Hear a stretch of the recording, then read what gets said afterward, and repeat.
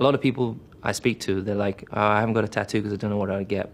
That's a good thing. I think you should just take your time. I think that if you can somehow display your story, your journey to where you are at that point in your life.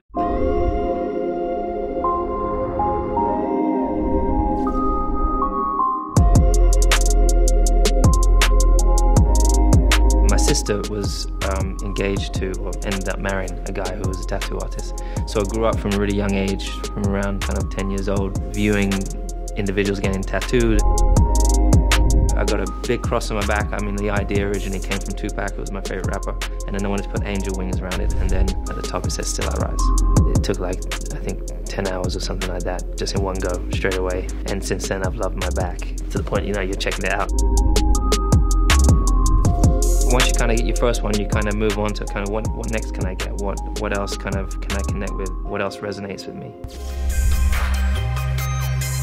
I've got a guardian angel here, I've got the Sacred Heart of Jesus here, and I've got an image of Michelangelo's sculpture of Mary holding Jesus from when she came off the cross. So Mary's at the front here, and then you see Jesus.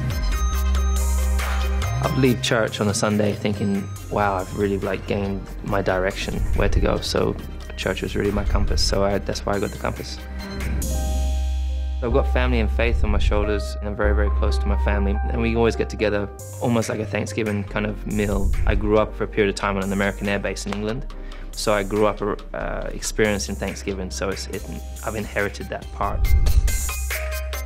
Lions are just the most incredible creatures, I think. They're just ferocious, aggressive. As a passion, they're the leaders of their herd. They are the king of the jungle. I feel like I'm a lion at heart, so I found this really cool image of a lion, and it's facing towards my heart. I do have a quote across my chest. It's from Marianne Williamson. It starts out, "Our deepest fear is we're not inadequate. Our deepest fear is that we're powerful beyond measure." It's all about empowerment. It's all about strength. It's all about family and loyalty and just, I guess, your core values. I go out to China. We have a race in Shanghai, and the fans there are amazing. I mean, they're so passionate about what we do. They just follow you around and they give you gifts. They're just so generous, just beautiful people. And so when I was out there, I was like, I wanted to get a Chinese symbol. And so I chose warrior because I feel that's what I am. And then love beneath it. I've always wanted to have something on my hand, and I've got this scar here.